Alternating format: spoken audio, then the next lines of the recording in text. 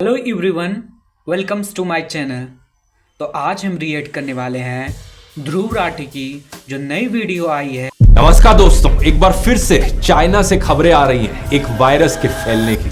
पिछले कुछ दिनों में सोशल मीडिया पर कई ऐसे वीडियोस वायरल हुए जिनमें चाइना के हॉस्पिटल्स में काफी बड़ी संख्या में मरीज दिख रहे हैं। इन मरीजों में फ्लू जैसे सिम्टम्स देखे जा सकते हैं। कहा जा रहा है कि कई जगहों पर हॉस्पिटल्स ओवरवेल्म्ड हो चुके हैं। लोगों की भीड़ अस्पतालों में दिखाई दे रही है। सबसे बड़ा डर लोगों में इसी बात का है कि क्या एक बार फिर से कोविड-19 की कहानी दोबारा दोहराई जाएगी।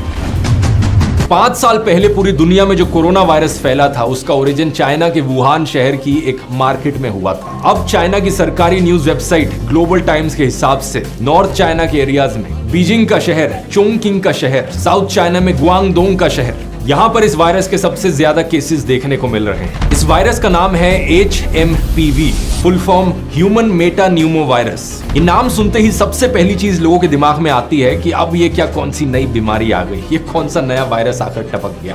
लेकिन सच बात यह है दोस्तों कि ये कोई नया वायरस नहीं है। ये एक पुराना वायरस है जिसकी डिस्कवरी आज से 24 साल पहले साल 2001 में ही हो गई थी।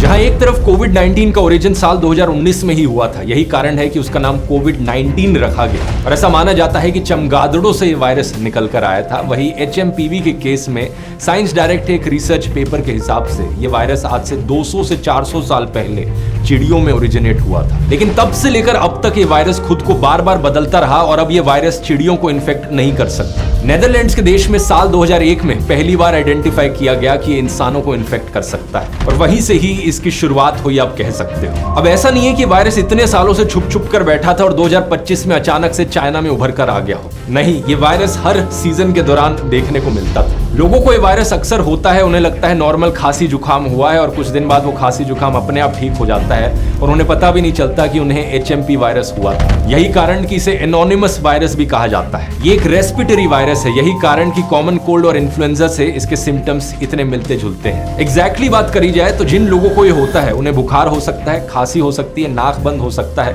और सांस लेने में परेशानी आ सकती है। इस वायरस का इंक्यूबेशन पीरियड 3 से 6 दिन का होता है, यानी कि एक बार अगर आपको इन्फेक्शन हुआ है तो 3 से 6 दिन का समय लग सकता है आपको सिम्टम्स दिखने में। और जब बीमारी आपको होती है, कितने ज्यादा आप बीमार रहेंगे और कितने दिन तक आप बीमार रहेंगे, ये इस चीज पर डिपेंड करता है कि इन्फेक्शन आपको कितना सीरियस हुआ है और आपकी खुद की हेल्थ कैसी है। बच्चों और बुजुर्ग लोगों को ज्यादा सीरियस कॉम्प्लिकेशंस देखने को मिल सकती हैं, जैसे कि इसकी वजह से उन्हें निमोनिया भी हो सकता है। अब दिलचस्प बात देखिए, यूके की यूनिवर्सिटी ऑफ ईस्ट एंजिलिया के प्रोफेसर पॉल हंटर के हिसाब से 5 साल से कम उम्र के ऑलमोस्ट हर एक बच्चे को एक ना एक बार HMPV का इन्फेक्शन ऑलरेडी हो चुका होता है और उसके बाद जिंदगी भर उन्हें अक्सर री इन्फेक्शंस भी होते रहते हैं। इतनी कॉमन है ये बीमारी। इस वायरस के फैलने का तरीका भी वही है जो कॉमन कोल्ड और फ्लू जैसी बीमारियों के फैलने का तरीका है। ये वायरस खांसी और छींक से निकली बूंदों से फैलता है, या फिर किसी इन्फेक्टेड आदमी ने अपने मुंह, नाक या आंखों को छुआ हो, उसके बाद किसी सरफेस को टच किया हो और उसी कंटेमिनेटेड सरफेस को आप टच करते हो, इससे भी फैल सकता है। तो इससे आप समझ सकते हैं जो प्रिकॉशंस आपको रखनी होंगी वो क्या होंगी अपने आप को इस वायरस से बचाने के लिए। Director general of health services doctor Atul Goyal के हिसाब से HMPV वायरस से अगर कोई इन्फेक्टेड है तो उसे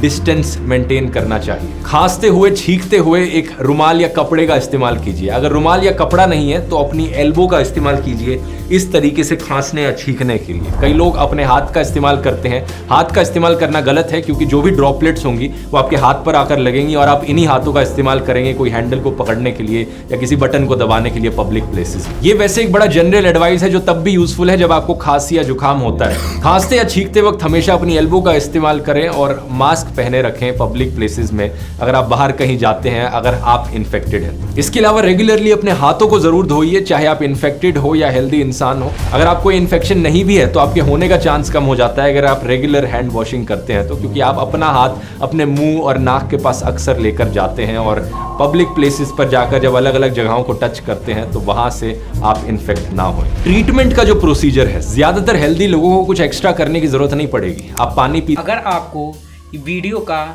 ये पार्ट अच्छा लगा होगा और आपको पार्ट 2 चाहिए तो कमेंट करके ज़रूर बताइएगा। और ध्रुव राठी के जितने भी सारे फैन हैं चैनल को सब्सक्राइब कर लीजिएगा। तो चलिए आइए मिलते हैं एक नए रिएक्शन पर।